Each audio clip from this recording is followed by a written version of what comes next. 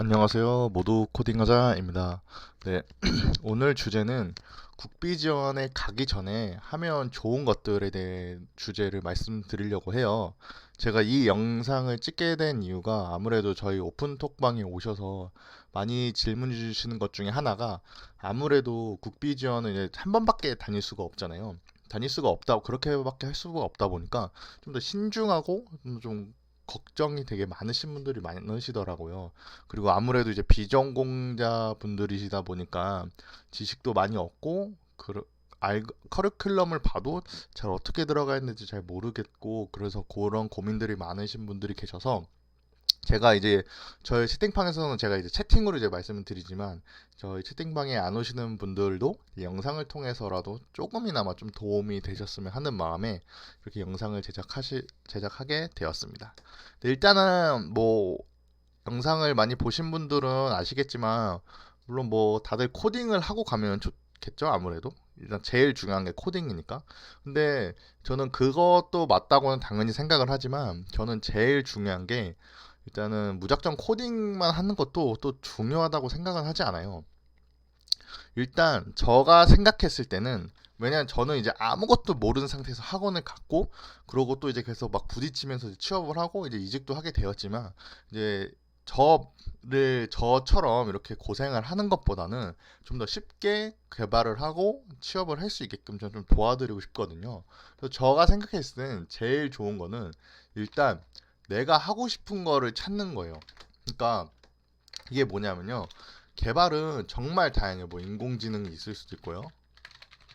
아니면 뭐 데이터 엔지니어, 아니면 뭐 데이터 분석, 데이터 사이언티스트, 아니면 뭐 백엔드, 아니면 프론트, 프론트 엔드도 있을 수 있고요. 되게 다양해요. 많이 서버 관리자, 아니면 앱 개발자. 근데 여기 이런 다양한 직업들이 있잖아요. 근데 이 직업들이 똑같은 언어를 사용하는 게 아니에요. 예를 들어서 인공지능 개발자랑 뭐 백엔드, 프런트랑은 또 언어가 달라요. 또 서버는 또 다르겠죠. 앱 개발자도 이런 프런트, 이런 데이터 엔지니어랑은 또 언어가 다 다르기 때문에, 그러니까 내가 어떤 일단 직업을 하고 싶은지에 대해서 많이 좀 알아보시는 것도 정말 정말 추천을 드려요. 그러니까 일단은 개발이라는 게 무조건 개발자는 코딩을 한다.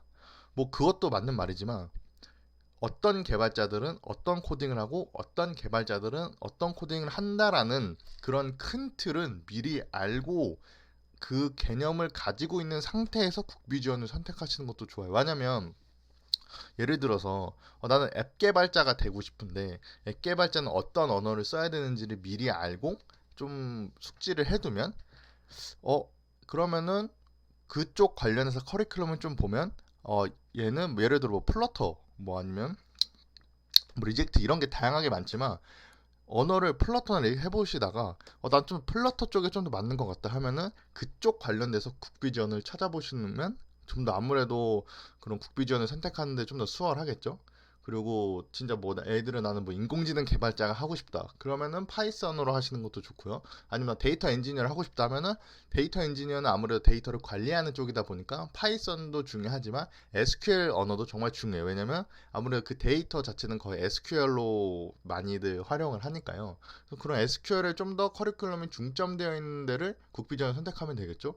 그래서 이런 식으로 직업들마다 다양한 언어를 쓰고 다 다르기 때문에 일단 내가 먼저 하고 싶은 거를 찾는 것도 정말 중요해요. 근데 지금 내가 만약에 앱 개발자를 하고 싶다고 앱 개발자로 쭉 가다가 막상 하다 보니까 아닐 수도 있어요. 나는 앱 개발자보다는 진짜 좀 뭔가 데이터 엔지니어 쪽이 좀 더 맞는 것 같은데 해보니까 그럴 수도 있어요. 근데 그렇다고 해서 내가 이 국비 지원은 그만두고 데이터 엔지니어로 가야 되나? 이런 고민도 하실 수도 있어요. 근데 그렇게 그만두시고 다른 국비 지원을 알아봐도 돼요. 근데 만약에 너무 국비 지원을 많이 해서 이제 더 이상 내가 이 국비 지원을 그만두면 다른 국비 지원을 갈 수가 없다. 이런 상황이 됐을 때에는 일단은 저는요. 일단 중도 포기는 웬만하면 안 하시는 거를 추천드려요. 이 중도 포기를 하게 되면 아무래도 그 중도 포기를 했다라는 거에 대한 되게 자책감이 클 수도 있거든요. 내가 하다가 중도 포기를 했네라고 해서 난 다른 거 해도 잘할 수 있을까? 막상 내가 데이터 엔지니어 하고 싶다고 했지만 우선 진짜 내 돈 주고 학원에 다니다가 또 아닐 수도 있게 될 수도 있으니까 중도 포기는 절대 하시지 마시고요. 이게 국비 지원도 어느 정도 그 기간 내에는 그만두면 그거를 무효 처리해 주는 경우도 있어요. 그 기간 정확히 제가 언제인지는 잘 모르겠지만 그것도 좀 알아보시면 어떤 특정 기간 이내에는 뭐 취소를 하면 아예 그거를 다른 데를 신청 못 하지만 그 이전 기준이라면, 그래서 이런 걸 조금 더 막고자 미리 어떤 언어들이 있는지 되게 다양하게 알아보시는 것도 좋아요. 왜냐면 근데 이런 거에 대해서 정말 다 저희 오픈 톡방에서 고민이 많으신 게 대부분 제일 큰 게 나이에 대한 걱정이 좀 많이 크세요. 그러니까 아무래도 나이가 조금 있으신 분들은 좀 더 서둘러서 하려는 경향이 많으신데 오히려 저는 서둘러서 하시다가 오히려 더 안 되는 경우들도 많아요. 그러니까 너무 급하게 내가 잘 알아보지도 못하고 아는 상태도 없는 상태에 막상 그냥 열정만 가지고 했는데 정말 안 맞을 수도 있어요. 개발 자체가. 그러니까 진짜 개발 자체랑 완전 상극인 사람도 있거든요.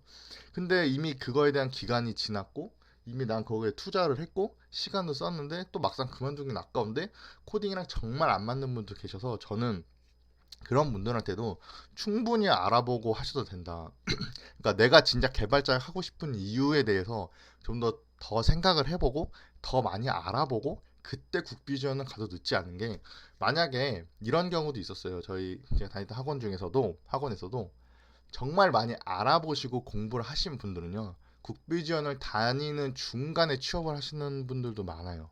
그러니까 꼭 국비 지원을 다 끝나고 취업하는 경우보다 저도 마찬가지로 국비 지원을 끝나기 전에 취업을 한 거거든요. 그러니까 많이 공부를 하시고 국비 지원을 다니시면 국비 지원에서 좀 더 배우고 나서 그 상태로 취업을 하실 수도 있어요. 무조건 국비 지원에서 취업을 한다 그것도 아니기 때문에 많이 많이 공부를 하시고 신중하게 국비 지원을 선택하셔도 되거든요. 그래서 무조건 내가 좀 많다고 해서 알지도 않은 상태에서 국비전 갔다가 괜히 좀 크게 후회하시는 경험이 생기시지 않게 제가 이런 영상을 만들게 되었어요. 자, 이제 두 번째는 또 어떤 게 있냐면요. 예를 들어 진짜 난 다 잘 모르겠다 그러면요, 제가 생각했을 때는요, 그냥 언어 자체를 다양하게 해보는 게 좋아요. 진짜 다양하게 해보는 게, 다양한 언어를 체험해보는 게 저도 정말 좋다고 생각해요. 왜냐면 지금 저는 학원에서는 파이썬을 전공했어요. 근데 지금 회사가 파이썬이랑 PHP를 하는 업무를 해요.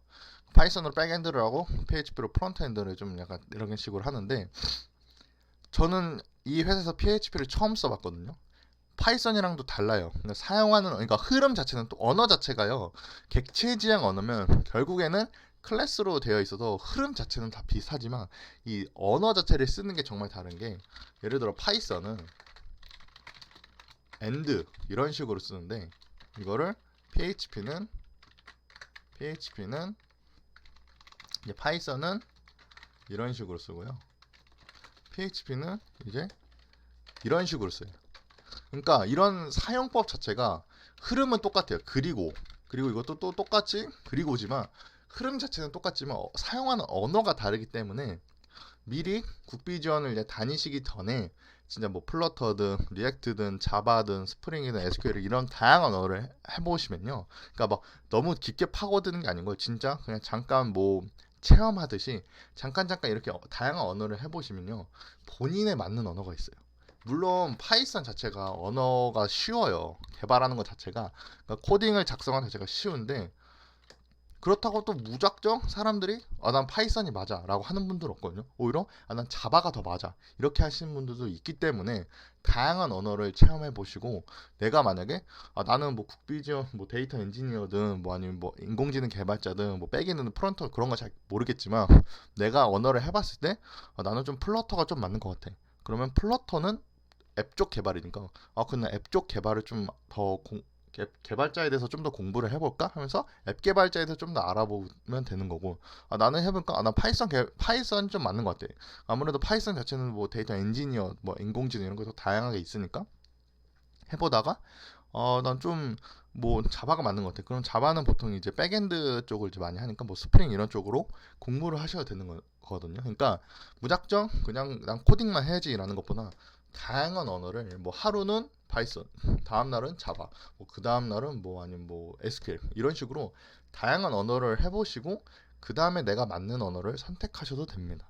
이런 식으로 무작정 국비전을 간다라는 그런 마음도 좋지만요. 무조건 가서 물론 뭐 하는 것도 정말 좋아요. 근데 그렇게 해서 후회하시고 중도 하차하시는 분들 생각보다 많아요.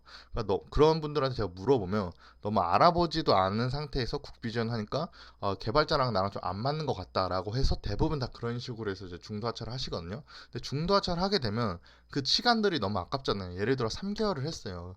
그럼 그 3개월에 한 시간 동안 어쨌든 개발에 대한 투자를 하고 그 시간을 내가 썼는데 막상 그걸 중도 하차되면요. 진짜 좀 뭐라고 해야 되지? 그러니까 본인 스스로한테도 더 힘들 거예요. 그러니까 내가 뭐 이런 사람밖에 안 돼. 근데 진짜 안 맞으면 진짜 안 맞으면 억지로 하는 것도 정말 아니에요. 그래서 이런 걸 좀 방지하고자 이런 식으로 제가 좀 영상에서 드린 내용들을 좀 참고하셔서 좀 많이 다양한 경험들을 해보시고 그 다음에 국비지원을 선택해도 정말 정말 늦지 않습니다. 그래서 이제 오늘 영상은 이제 이런 식으로 국비지원을 가기 전에 하면 좋은 것들에 대해서 말씀을 드렸고요. 오늘 영상은 여기서 마무리를 하면서 이제 좋아요랑 구독이랑 댓글 해주시면 감사하겠습니다. 네, 감사합니다.